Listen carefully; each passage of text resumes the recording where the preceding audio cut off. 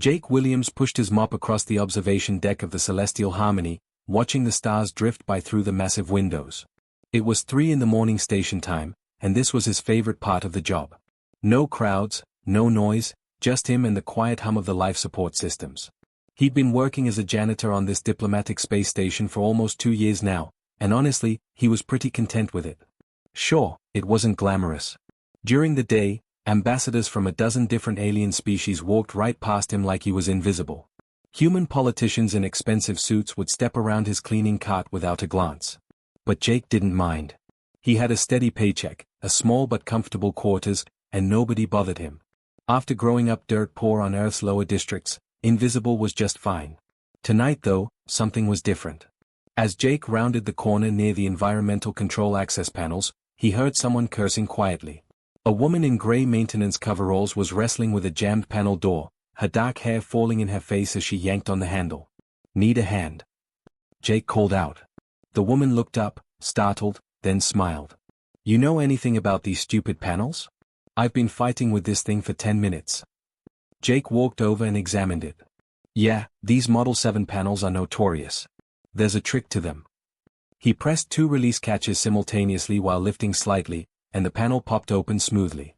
"You're a lifesaver," the woman said, genuinely grateful. "I'm Beth, by the way. I work in systems analysis, reviewing station operations." "Jake. Night shift sanitation." He held out his hand and she shook it without hesitation. Most of the professional types wouldn't bother. "The graveyard shift, heh? I'm on weird hours too, doing efficiency assessments." She pulled out a diagnostic tool and started scanning the environmental controls. "This station is a bureaucratic nightmare. You know they have 17 different forms just to replace an air filter." Jake laughed. "Try requisitioning new mop heads. I once waited 6 weeks because the order had to be approved by 3 different departments." They talked for a while, sharing stories about the station's ridiculous red tape. Beth was easy to talk to, not putting on airs or talking down to him. When her communicator beeped, she glanced at it and sighed. "Duty calls. But hey, same time tomorrow? I'll be checking the panels in Section 7. "I'll be mopping Section 7 around then," Jake said with a grin. And just like that, it became a routine. Every few nights, Jake would run into Beth during his rounds. She'd be checking systems, he'd be cleaning, and they'd chat about everything and nothing. Station gossip, terrible cafeteria food, the weird quirks of working alongside aliens who breathed methane or saw in ultraviolet. Beth never acted like she was too good to talk to a janitor, which made her practically unique among the station's professional crowd. 3 weeks into their friendship, Jake found the notice stuck to his quarters door. All station personnel were required to attend the Unity Gala next month. No exceptions. It was the 50th anniversary of the peace treaty between humans and the Zelnari, and apparently that meant everyone from admirals to janitors had to show up in formal wear and make nice. Jake stared at the notice with growing dread. He didn't own formal wear. He didn't know anyone who'd be at this thing. The thought of standing around in a room full of diplomats and alien dignitaries while they ignored him sounded like torture. He'd be the awkward guy in the corner, probably spilling punch on himself. But then an idea hit him. A crazy, probably stupid idea. Beth would be there too, right? She worked on the station. And they were friends, sort of. Maybe she'd be willing to go together, so they'd both have someone to talk to instead of standing around awkwardly alone. For the next 2 nights, Jake rehearsed what he'd say. He felt ridiculous, like a teenager asking someone to prom. But Beth was cool, she'd probably understand. Worst case, she'd say no and they'd laugh it off. Finally, on the 3rd night, as Beth was finishing up her panel inspections in the cargo bay, Jake took a breath and went for it. "Hey, so, weird question. You got that Gala notice too, right?" Beth looked up from her datapad. "Oh god, yes. Command performances are the worst." "Yeah, I was thinking the same thing. I don't really know anyone who'll be there, and I figured you might not either, and maybe we could just, go together? So we're not both standing around like idiots." For a moment, Beth's expression did something strange. Her eyes widened slightly, and something that might have been surprise or concern flickered across her face. Then it was gone, replaced by a warm smile. "You know what? That sounds perfect. I'd love to." Jake felt a wave of relief. "Great. That's great. I'll, meet you there? Main entrance at 8. "It's a date," Beth said, and there was something almost mischievous in her smile now. As she walked away, Jake couldn't shake the feeling that she'd found something funny about the whole exchange. But whatever, he had a Gala buddy now. That was a win in his book. What Jake didn't see was Beth stepping into a side corridor where two men in dark suits were waiting, security details trying very hard to look casual. About this Gala arrangement, one began. "It's happening, Carter," Beth said firmly. "And if I hear that anyone interfered with Jake's preparations, we're going to have words. Clear?" The security officer sighed. "Crystal clear, Your Highness." The next morning, Jake was filling out a request form for time off during the Gala when his supervisor, a grumpy guy named Morrison who'd rejected every request Jake had made in 2 years, walked up to his station. "Williams, about your Gala attendance request." Jake braced himself for the usual runaround. "Yeah, I know it needs to be submitted 14 days in advance, but the notice only came out 12 days before, so I figured." "It's approved." Morrison stamped the form without even looking at it. Jake blinked. "Wait, what?" "Approved. You're cleared for prep time the day before, and you'll get premium shift pay for attending. Don't make me repeat myself." Morrison walked off, leaving Jake staring at the stamped form in confusion. That was weird. Really weird. Morrison once made a guy submit 17 revisions on a vacation request just because he could. The strangeness continued. That afternoon, as Jake was hauling his cleaning cart through the main corridor, a security checkpoint was ahead. Normally, maintenance staff had to stop, get scanned, show their IDs, the whole 9 yards. But as Jake approached, the guards just nodded and waved him through without even asking for his badge. "Have a good day, sir," one of them said. "Sir? Since when did station security call janitors sir?" Jake shrugged it off and kept working, but he couldn't shake the feeling that something odd was going on. People were being nicer. More respectful. The lady at the commissary gave him extra portions at lunch. A technician he'd never met held the elevator for him. Small things, but definitely not normal. 3 days before the Gala, Jake returned to his quarters after his shift to find a package outside his door. A big one, in expensive-looking wrapping. There was no return address, just a small card that read, "Every attendee deserves to look their best. Station services." Inside was a suit. Not just any suit, but the kind of formal where Jake had only seen on admirals and corporate executives. Perfectly tailored, made from some kind of fabric that seemed to shift colors slightly in the light. There were dress shoes too, actual leather, and a shirt that probably cost more than Jake made in a month. Jake picked up his communicator and called down to station services.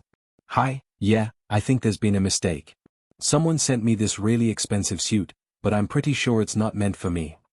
The person on the other end checked something. Recipient name? Jake Williams, Maintenance Division. "No mistake, sir. All Gala attendees receive appropriate attire as needed. Enjoy your evening." They hung up before Jake could argue. He held up the suit jacket, examining it. It fit him perfectly. How did they even know his measurements? He'd never been fitted for anything in his life. Something was definitely going on, but Jake couldn't figure out what. Maybe the station was just going all out for this anniversary thing? Making sure even the janitors didn't embarrass humanity in front of the aliens? Meanwhile, in a secure conference room 3 decks above, Beth was having a very different conversation. "Your Highness, with respect, the threat assessment for this Gala is extremely concerning." Admiral Richards pulled up a holographic display showing ship movements near the neutral zone.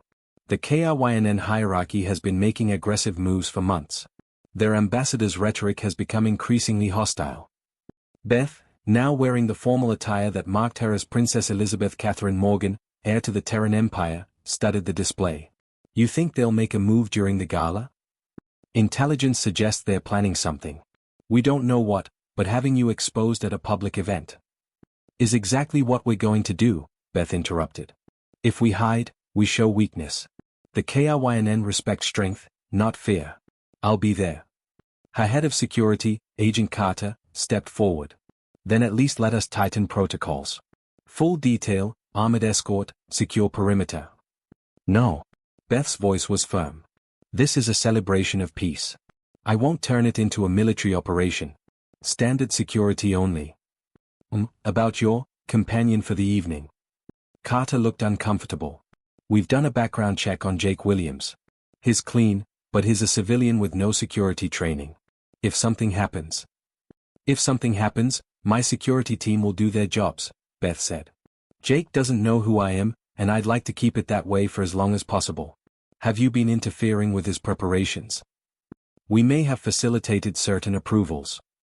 I told you not to interfere. With respect, Your Highness, the man asked the heir to the Terran Empire on a date. We had to ensure he wouldn't be embarrassed or create a security vulnerability through his ignorance. Beth sighed. She'd known this was complicated, but Jake's simple kindness had been such a relief from the constant political maneuvering of court life. For a few weeks, she'd just been Beth, talking to someone who saw her as a person, not a princess or a political asset. Nothing else, she ordered. No more help, no more facilitation. Let him be himself. That's the whole point. Back in his quarters, Jake tried on the suit one more time, practicing not looking awkward. He'd looked up some basic etiquette rules for formal events, watched a video on how to make small talk with diplomats, even rehearsed a few topics of conversation. He had no idea that the woman he'd be escorting was routinely featured on Imperial news broadcasts. That her face was on currency. That half the station's personnel would recognize her instantly. 2 decks below, in the intelligence center, analysts were tracking 3 KRYNN military vessels that had entered the neutral zone without authorization. Their trajectories suggested they were heading toward the station. The head analyst flagged it immediately. Sir, we have a developing situation. Admiral Richard studied the display, his expression darkening. How long until they reach weapons range of the station? 36 hours, sir. Right around the time the gala begins. Get me the Emperor. Now. The pieces were moving into position, and Jake Williams, who just wanted to avoid standing alone at a party, was about to find himself at the center of an interstellar incident. The night of the gala, Jake stood at the main entrance in his new suit, tugging at the collar nervously. The grand ballroom ahead was something out of a dream. Crystal chandeliers hung from the ceiling, each one worth more than Jake would earn in 10 lifetimes. Alien dignitaries in elaborate ceremonial gear mingled with human officials in military dress uniforms. The air smelled like expensive perfume and exotic flowers from a dozen different worlds. Jake checked his communicator for the 3rd time. 8 o'clock, right on time. Where was Beth? All around him, important people swept past. A Zelnari ambassador, its crystalline body refracting light into rainbow patterns, glided by with an entourage. A group of human admirals laughed at some joke, their chests covered in medals. Jake felt like an imposter. He definitely didn't belong here. Then he saw her. Beth was walking down the main corridor, and Jake almost didn't recognize her. Gone were the gray coveralls and practical work boots. She wore a gown that seemed to be made of liquid starlight, deep blue fabric that shimmered and flowed like water. Her hair was styled elegantly, and she moved with a grace that seemed completely different from the casual way she'd walked through maintenance tunnels. Jake's mouth went dry. Wow. You look amazing. Beth smiled, but before she could respond, a loud chime echoed through the ballroom. Everyone stopped talking. The crowd began parting down the middle, forming a pathway toward a raised platform at the far end where an older man in elaborate formal wear stood. He had graying hair and carried himself with the kind of authority that made people instinctively straighten their postures. Ladies and gentlemen, honored guests of the Terran Empire and our allied worlds, a voice boomed from hidden speakers. We now present Her Imperial Highness, Princess Elizabeth Catherine Morgan, heir to the Terran throne and future Empress of Humanity Star Systems. Jake's brain short-circuited. Those words didn't make sense. Princess? Imperial Highness? He looked at Beth, waiting for her to laugh at the coincidence, to make a joke about having the same name as royalty. But Beth wasn't laughing. She was looking at him with an expression that was equal parts apologetic and hopeful. The crowd was staring now, hundreds of eyes following protocol as they tracked the princess's location. And they were all looking at Beth. His Beth. Systems analyst Beth. Bad coffee and bureaucracy complaints Beth. Oh no, Jake whispered. Oh no, no, no. His face felt like it was on fire. He'd asked a princess on a date. He'd complained to her about requisition forms. He'd told her a stupid joke last week about a technician and a broken toilet. To a princess. To the heir of the entire Terran Empire. Every instinct screamed at him to run. To vanish into the crowd, find the nearest airlock, maybe just float off into space where he could die of embarrassment in peace. The crowd was parting like water, creating a clear path from Beth to the Imperial platform where the Emperor waited. Beth took one step toward her father, then stopped. She turned back, and her eyes locked onto Jake's across the sea of stunned faces. Ambassadors and admirals and alien dignitaries, all watching, all witnessing this moment. Then Beth did something that would be talked about in Imperial circles for years. She walked back. Not toward the platform, not toward her father the Emperor, but back through the crowd toward Jake. "Your Highness," someone whispered urgently as she passed. She ignored them. Jake stood frozen as she approached, his mind completely blank. Beth reached him and, with everyone watching, took his arm gently. "I said yes, didn't I?" she said softly, just loud enough for him to hear. Then, louder, with a slight smile, let them stare. "I can't, you're the princess," Jake stammered. "I'm a janitor. I push a mop. I asked you, oh my god, I asked the princess on a date." "You asked Beth on a date," she corrected. "And Beth said yes. Everything else is just job titles." The crowd was absolutely silent now. Jake was pretty sure half the people in the room were trying to figure out who he was and why a princess was holding his arm. The other half probably thought he was some kind of undercover security or secret diplomat. "I don't know how to do this," Jake said quietly. "I don't know how to act around these people. I'm going to embarrass you." Beth squeezed his arm. "Jake, I spent 3 weeks talking to you in maintenance tunnels about air filter regulations. If I wasn't embarrassed then, I'm not going to be embarrassed now. Besides, you want to know a secret." "What?" "Most of these people are incredibly boring. Come on, I'll introduce you to the Zelnari ambassador. He's actually pretty cool once you get past the fact that he's basically Ascension Crystal." The next 2 hours were the most surreal of Jake's life. Beth guided him through the crowd, introducing him to alien species he'd only seen from a distance. The Zelnari ambassador, whose name sounded like wind chimes, actually remembered Jake from when he'd cleaned the observation deck during a diplomatic meeting. "Ah yes, the maintenance specialist who fixed the atmospheric controls during our delegation's visit last month," the ambassador chimed. "Your efficiency was noted." A human admiral tried to make small talk, clearly trying to figure out who Jake was. "So, you work with the princess in what capacity?" "I met him when he was doing his actual job instead of pretending to be something he's not," Beth interjected smoothly. "Which made him better company than half the people in this room." Jake noticed that some people were giving him nasty looks, whispering behind their hands. A few younger officers in fancy uniforms were openly sneering. But Beth seemed completely unbothered, even amused by the reaction she was causing. During a quiet moment, Jake finally asked the question that had been burning in his mind. "Why? Why spend time talking to me if you're, a princess?" Beth finished. "Because you're the first person in 2 years who treated me like a normal human being. Do you know what it's like when everyone sees a title instead of a person? When every conversation is calculated, every interaction has an agenda? You showed me a stuck panel trick and complained about paperwork. It was the most real conversation I'd had in months. I still can't believe you're the actual princess. I'm also still Beth. The one who hates the commissary synthetic eggs and thinks Section 7's environmental controls are criminally outdated." She paused, her expression becoming more serious. "I should have told you sooner. I'm sorry." Before Jake could respond, the lights in the ballroom flickered. Just for a second, but enough to make people pause their conversations. Then they flickered again. Beth's expression changed instantly, her casual demeanor replaced by sharp alertness. Her hand moved to her side, where Jake now noticed a small device attached to her gown's belt. "That's not normal," Jake said. He knew the station's power systems. They didn't flicker. They had redundancies on top of redundancies. "No," Beth agreed, her voice tight. "It's not." Across the ballroom, security personnel were touching their earpieces, their faces going hard. Something was wrong. Something was very wrong. The main doors of the ballroom slammed open with a metallic crash that made everyone jump. A massive figure filled the doorway, easily 8 feet tall, covered in chitinous black armor that looked like it had been grown rather than manufactured. Its 4 arms ended in clawed hands, and its head was an angular nightmare of compound eyes and mandibles. Ambassador Thexkar of the KRYNN hierarchy had arrived, and he hadn't come alone.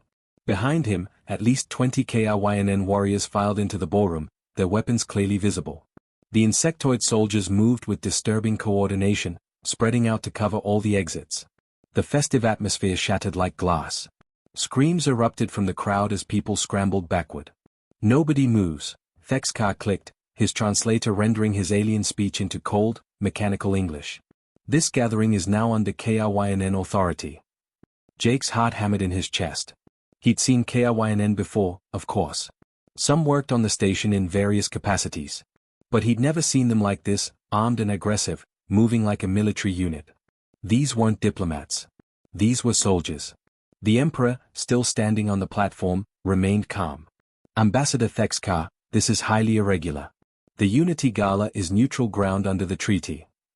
The treaty is void, Thexkar interrupted. The hierarchy has deliberated. We demand immediate cession of the following territories. He began listing star systems, entire sectors of space. Colonies where millions of humans lived. You have 1 hour to transmit your acceptance to our fleet, or we will consider humanity in breach of peace accords. Those demands are impossible, the Emperor said firmly. We will not abandon our citizens. Then you choose war. Thexkar's mandibles clicked in what might have been satisfaction. However, we are not unreasonable.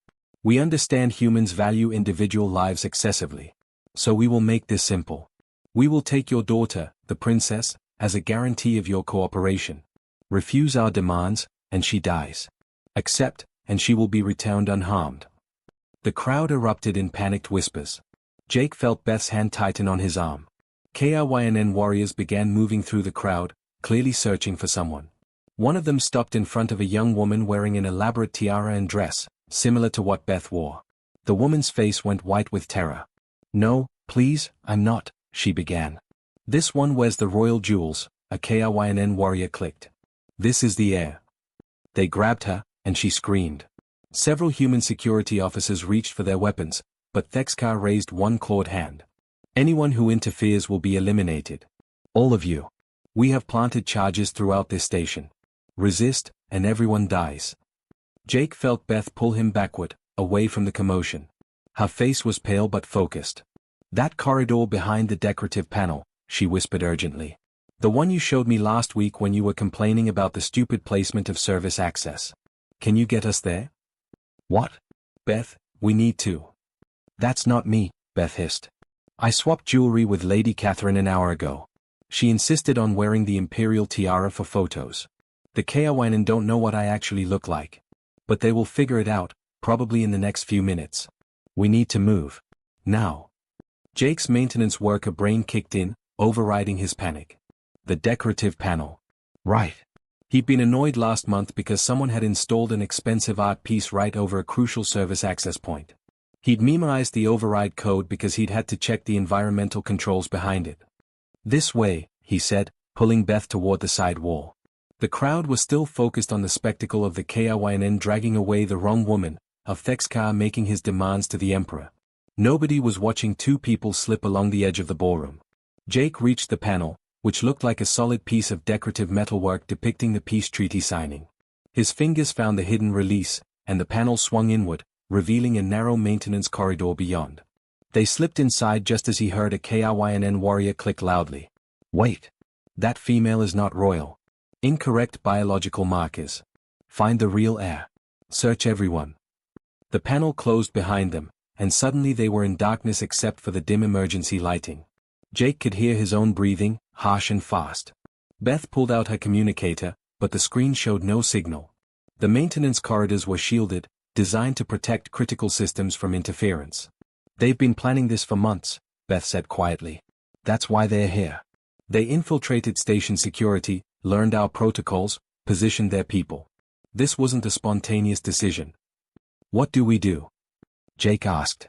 We're trapped. They'll search the whole station. No, they'll search the obvious places. Secure rooms, escape pods, docking bays. Beth's eyes gleamed in the dim light. You know this station better than anyone. What do they not know about? Jake's mind raced. The maintenance corridors formed a complete network through the station, but they were deliberately not on most official maps to prevent security risks. Only maintenance staff knew all the routes. Some passages were so small or awkwardly placed that hardly anyone used them. I can get us around them, Jake said slowly. But to where? We can't just hide forever. The secondary communications hub, in Section 12. It's hardened against interference, has its own power supply. If I can get there, I can contact the fleet, coordinate a response. Section 12 is 8 decks down and halfway across the station. Can you get us there without being seen? Jake thought about it. Through the industrial conduits, past the water recycling plant, through that cramped passage behind the cargo bay that he'd used exactly once because it was barely wide enough for a human. Yeah, he could do it. Probably. Stay close, he said. And if I tell you to squeeze through something, don't argue, just squeeze. They moved through the darkness, Jake leading by memory and by the feel of the walls. Behind them, alarms began blaring throughout the station. The KRYNN had discovered their prize was missing. They'd made it 2 decks down when Jake heard movement ahead. He froze, pulling Beth into a side alcove that housed some kind of atmospheric regulator. Through the grating, he could see KRYNN warriors moving through the main corridor, their chitinous armor clicking as they walked. Full search, one of them was clicking. All passages. Find the air female. They were right there, maybe 10 feet away. Jake barely breathed.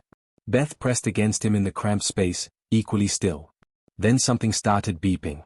Beth's communicator, the one that had shown no signal before, suddenly displayed an incoming emergency message. The sound was quiet, but in the dead silence of their hiding spot, it might as well have been a siren. The KRYNN warriors stopped moving. Sound detected. Investigate. Jake watched through the grating as one of the warriors moved toward their position. Its compound eyes couldn't see well in the dim light, but its antennae were twitching, sensing vibrations in the air. Beth reached for something at her side, and Jake saw a small weapon appear in her hand. She'd been armed this whole time. Of course she had been. But if she fired, every KRYNN in the sector would know exactly where they were. The warrior was right outside their alcove now, its clawed hand reaching for the access panel. In about 5 seconds, they'd be discovered, and this whole escape would be over before it started. Jake's eyes fell on the atmospheric regulator they were pressed against. A stupid, desperate idea hit him. His hand shot out and slammed the emergency purge button. The atmospheric regulator roared to life with a deafening hiss. Emergency vents opened throughout the corridor, and the oxygen-rich air that KRYNN needed to breathe was suddenly being replaced with a nitrogen-heavy mixture safe for humans but disastrous for the insectoid warriors. The KRYNN warrior stumbled backward, its mandibles clicking in distress. The others in the corridor began making harsh, rasping sounds, their movements becoming sluggish and uncoordinated. They retreated quickly, scrambling back toward areas with proper atmosphere controls. Jake held his breath until they were gone, then hit the reset button. The normal air mixture began flowing again. Beth stared at him in the darkness. That was brilliant. That was lucky, Jake corrected, his hands shaking. I knew KRYNN need higher oxygen levels than we do. We had a training module about it when I started, in case there was ever an emergency with alien workers. I didn't think. I just reacted. Keep reacting like that. Beth checked her communicator. The signal was back. She typed rapidly, then swore under her breath. They're jamming most frequencies. But this gave me an idea. You know every system on this station, right? Pretty much. Maintenance staff has to understand how everything connects. Then we don't just run. We fight. Beth's expression was fierce. They're soldiers, Jake. We can't beat them in direct combat. But this is our station. We turn it against them. Jake's mind started working differently now, not as someone running scared but as someone who understood every pipe, wire, and system on the celestial harmony. Environmental controls. I can adjust atmosphere in specific sections. Make it harder for them to operate. What else? Gravity plating. I can fluctuate it in key corridors, mess with their movement. Lighting systems too. KRYNN eyes are sensitive to certain frequencies. There's a maintenance mode that makes the light strobe for cleaning purposes. It's annoying for humans but it might be worse for them. Can you do all that from one location? Not all of it. But if we get to Section 12 like we planned, you get your communications hub and I get access to a maintenance master terminal. I can control about 60% of the station from there. They started moving again, faster now. Jake led them through passages he'd traveled hundreds of times during his night shifts. Past the water recycling plant, where the sound of pumps covered their footsteps. Through an access tunnel so narrow they had to turn sideways. Down a maintenance ladder that wasn't on any official maps because it was technically a code violation that nobody had bothered to fix. 20 minutes later, they emerged into Section 12. The communications hub was a reinforced room with its own power supply and life support, designed to function even if the rest of the station went dark. Beth immediately went to the main console while Jake found the maintenance terminal.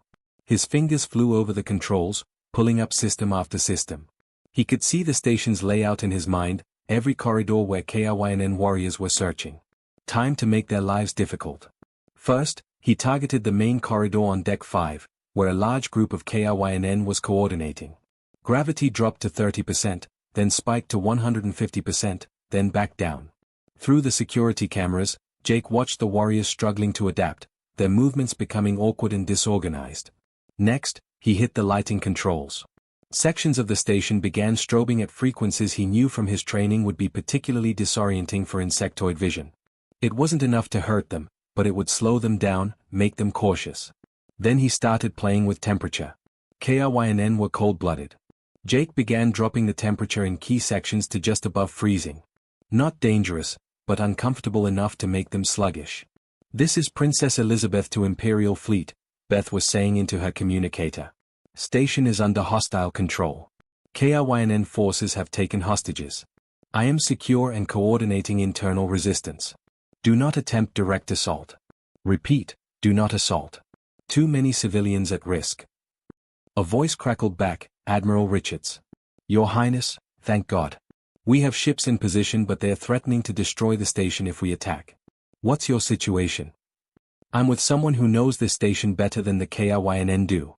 We're going to create enough chaos to give your teams an opening." Jake was already 3 steps ahead. He pulled up the bulkhead controls.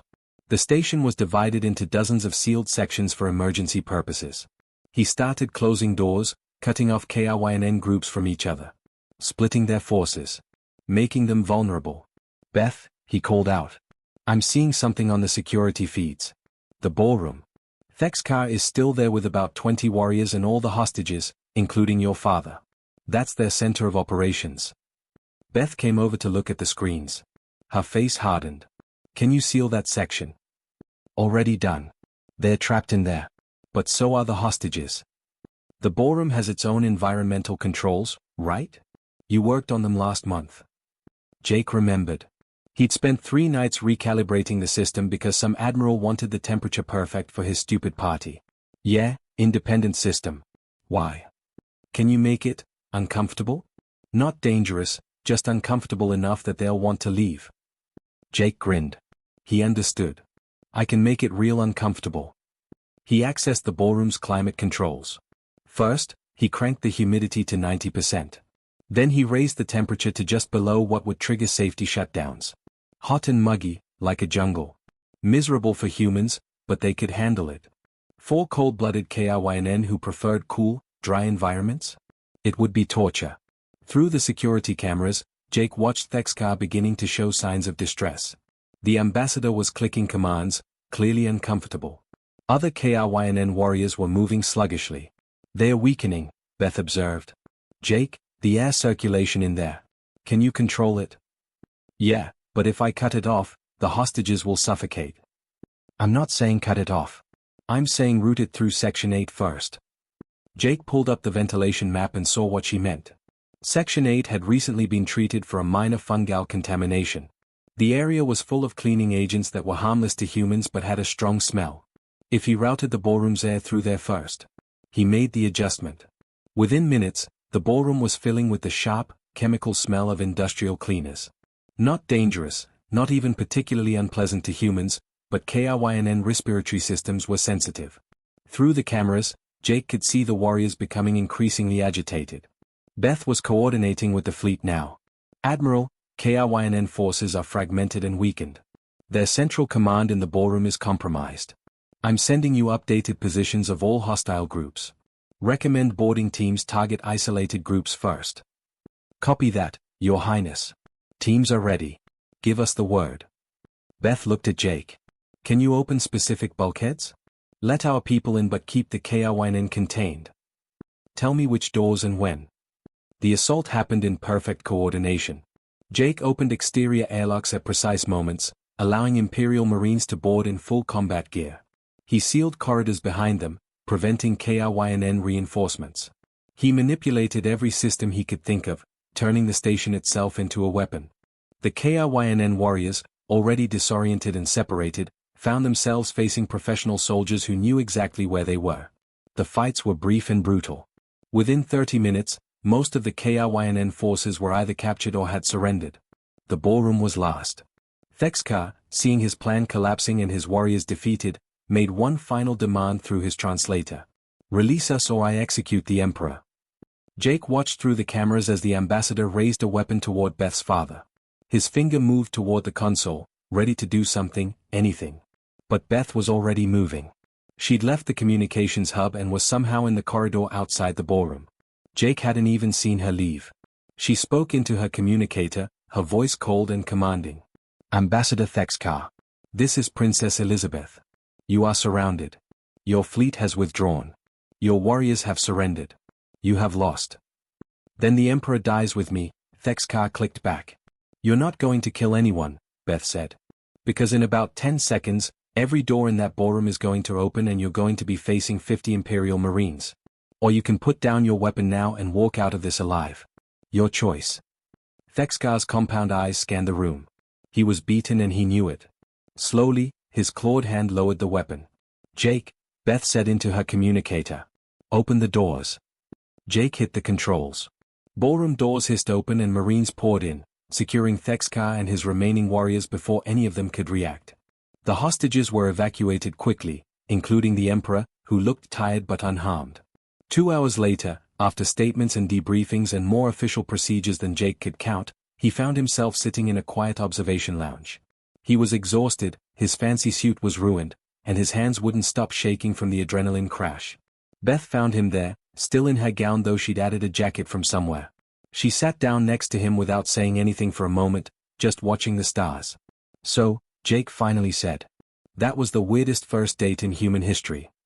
Beth laughed, a genuine sound that seemed to release all the tension she'd been holding. Yeah. Sorry about that. Your dad is the Emperor. You're going to be Emperor someday. And I'm a janitor who knows way too much about air filters. You're the man who saved hundreds of lives tonight using nothing but maintenance skills and quick thinking, Beth corrected. The Admiral told my father that what you did was brilliant.